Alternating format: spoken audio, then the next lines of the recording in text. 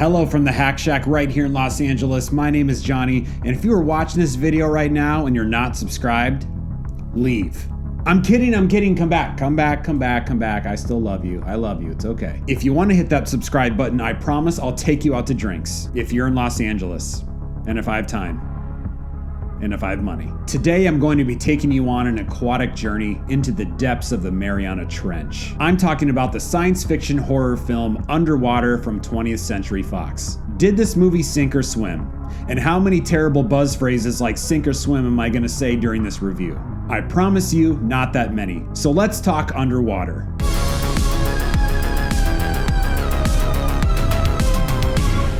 Underwater is directed by William Eubank, and he's a fairly new director who has done a couple sci-fi horror mystery drama features before this one. The story and screenplay is by Brian Duffield, who also wrote a fun horror flick, The Babysitter, which stars my girl, Samara Weaving. Okay, let's get into it. So at the bottom of the ocean, we have Nora Price, a mechanical engineer played by Kristen Stewart, who is employed by an organization called Tian Industries. She is being housed at Kepler 882 station. Tian Industries plans on drilling 7 miles to the bottom of the Mariana Trench for resources. An earthquake hits, and Kepler 882 station suffers a gigantic breach due to the pressure. All the levels are exploding and taking on water with multiple employees inside.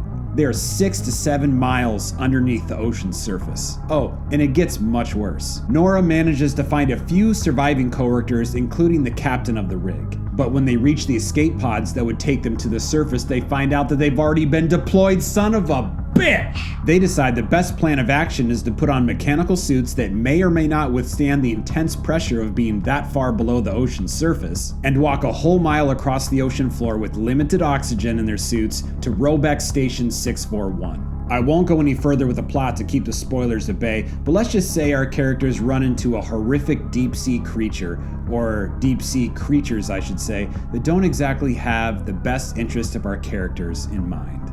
Now, I just have to say, the first time that I saw the imagery and promo clips for Underwater, it did remind me of the 1979 feature film Alien. In no way did I ever think that this was going to be an Alien ripoff. I was seeing on Twitter a number of people calling this a watered down, no pun intended, Alien movie. There are some similarities between Alien and Underwater, but only on the surface level. Again, no pun intended there. For example, nothing new. Female leads. Kristen Stewart, the female lead heroine in Underwater.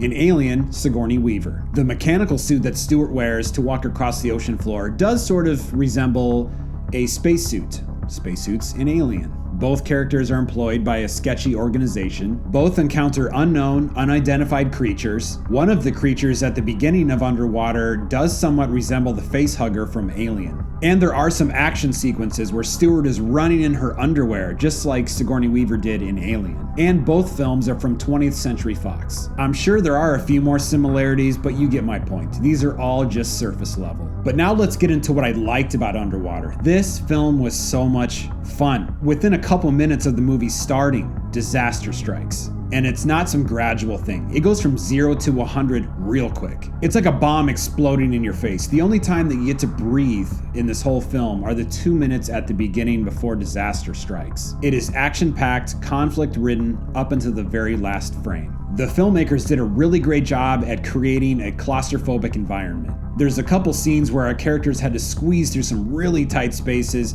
and sometimes they had to do it in those big-ass mechanical suits and huge, like, astronaut-type helmets. It even felt claustrophobic at times when they were walking across the ocean floor. You wouldn't think that would be the case because of the endless ocean and vast infinity space, but they managed to do it. You felt very claustrophobic. Sometimes the camera would go inside of Nora's helmet, so we got to experience what she was seeing. We can hear her breathing, and that made me feel a little bit claustrophobic too. I also like, through all the endless tension that there is in Underwater, I appreciated the comic relief of Paul, played by T.J. Miller. I would say that the king of comic relief in a disaster movie, though, is Steve Buscemi in Armageddon.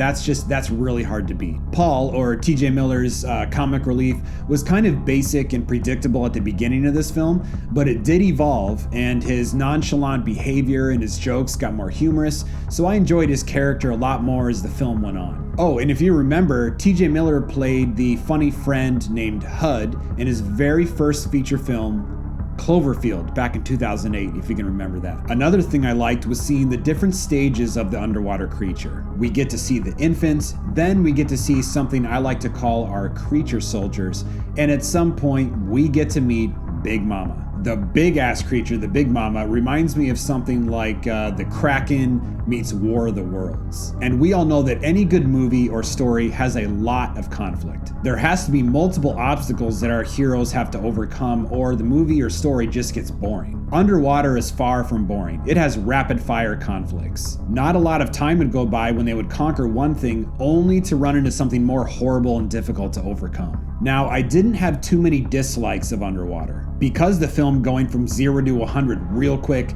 there just wasn't a lot of time to fill in a character's backstory or to show the camaraderie that I like seeing when a group of characters are together facing a life or death situation. There were some quick sympathetic backstories kind of shoehorned in, but there just wasn't enough time to develop them properly. Overall, despite the movie not performing very well at the box office right now, Underwater is a fun, action-packed flick that I believe is tailored to the horror community. It's for us. We love a good creature feature, and I feel like this one delivered, in my opinion. Was it perfect? No. Have I seen scarier movies?